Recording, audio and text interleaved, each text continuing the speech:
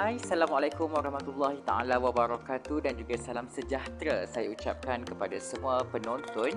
Saya Zari Hasbullah bin Abdul Wahab dari Sekolah Kebangsaan RPS Kema Durik Perak Darul Rizwan akan membentangkan inovasi yang telah pun dihasilkan bagi membantu murid-murid prasekolah khususnya di kawasan pedalaman bagi menguasai kemahiran membaca perkataan mudah consonant vokal. Mari kita saksikan.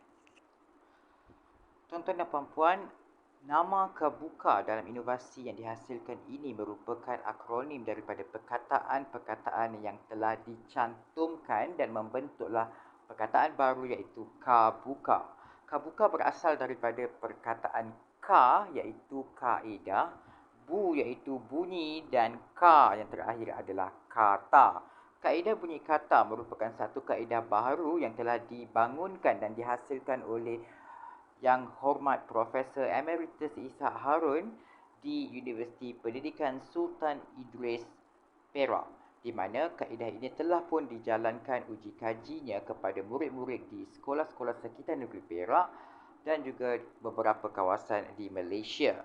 Baiklah, inovasi pada hari ini merangkumi 20 kad utama dan juga 30 kad pelengkap, di mana kad utama dan kad pelengkap ini merupakan core ataupun kekuatan dalam inovasi yang telah pun dihasilkan.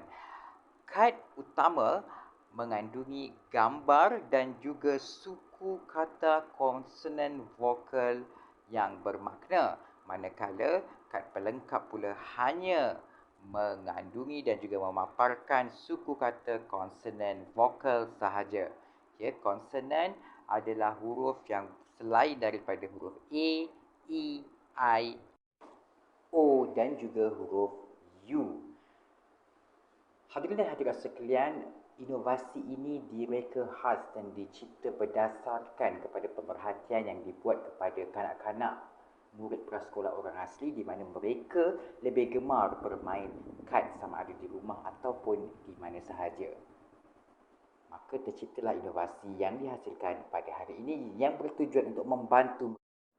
Perkataan yang dihasilkan bagi inovasi ini adalah sebanyak 20 perkataan bermakna konsonan vokal. 20 perkataan tersebut adalah sudu,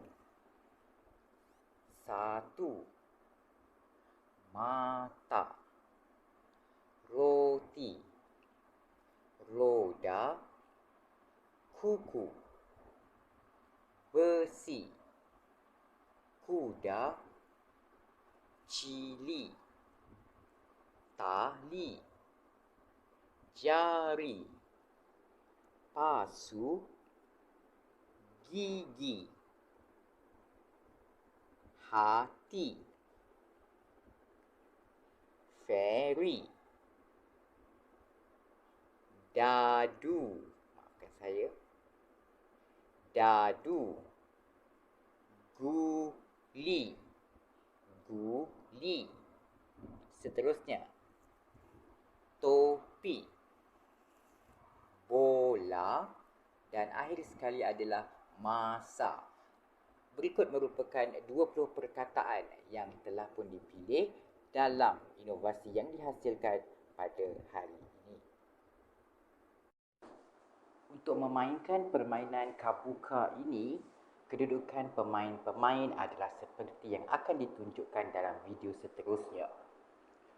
Untuk pengetahuan, tuan-tuan dan puan-puan, permainan ini boleh dimainkan oleh 2 orang pemain, 3 orang pemain ataupun 4 orang pemain sahaja, di mana kedudukan kad utama iaitu kad berwarna hitam dan juga kad sampingan, maafkan saya, kad pelengkap yang berwarna putih adalah berada pada kedudukan yang selari dengan kad utama, namun mempunyai jarak bagi membezakan kad utama dan juga kad pelengkap. Baiklah, kita akan mulakan demonstrasi permainan ini melalui tunjuk cara yang akan saya lakukan. Tuan-tuan dan puan-puan, bayangkan pada hari ini permainan Kabuka ini akan dimainkan oleh 2 orang pemain, iaitu saya namakan pemain A dan juga pemain B.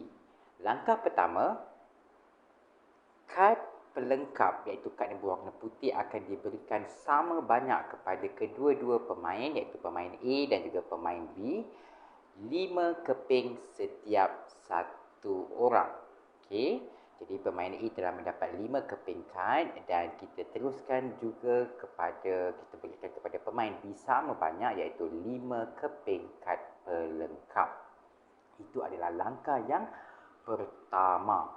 Seterusnya, kad utama iaitu kad yang berwarna hitam akan dibuka akan dibuka untuk memaparkan gambar visual dan juga tulisan suku kata KV yang terdapat pada kad tersebut. Untuk pengetahuan tuan-tuan dan puan-puan, gambar yang terdapat pada kad utama itu adalah ilustrasi daripada persendirian dan tidak diambil ataupun dipalagiat daripada mana-mana lukisan dari media yang lain. Okey, jadi kelihatan kat situ adalah gambar hati dan juga perkataannya tertulis H-A, ha. Konsonannya H dan vokalnya adalah A, ha, ha. Jadi pemain A akan buka semua kad, kelima-lima kadnya dan melihat apakah perkataan yang boleh dicantumkan dan membentuk perkataan bermakna itu. Okay, kalau kita tengok H-A, ha, dan yang pertama itu adalah T-I-T. Jadi bermakna ada pasangan yang mengenai kepada kad itu. Hati. Okey, kemudian sudah dia akan mengambil satu kad bagi mencukupkan 5 kembali dan seterusnya akan membuka kad utama bagi melihat gambar seterusnya iaitu gambar dadu dan perkataannya adalah do. Perkataannya do Jadi dia melihat kepada perkataan yang dia ada, 5 kad tu tak ada. Jadi bila tak ada, dia akan terus pergi ke pemain seterusnya. Pemain B pula akan buka kad pemain B dan melihat sama ada ataupun tidak suku kata yang dapat dicantumkan dan membentuk perkataan bermakna berdasarkan gambar. Okey, kalau kita lihat kat situ tak ada tak ada. Jadi bila tak ada, pemain B akan mengambil sekeping lagi kad pelengkap yang berwarna putih, menjadikan kadnya menjadi 6 keping. Dan giliran seterusnya berbalik kembali kepada pemain A. Pemain A memang dah sah lah, tak ada. Dia pun kena ambil semula satu lagi kad yang berwarna putih kepada dia. Jadi dia pun dah bertambah kad. Sehinggalah pengakhirannya di mana mereka dapat menyelesaikan kesemua kad utama itu berdasarkan gambar yang ditunjukkan dan orang yang habis kad di tangan dulu, pemain yang mempunyai kad yang habis dulu ataupun yang tinggal paling sikit akan memenangi permainan ini.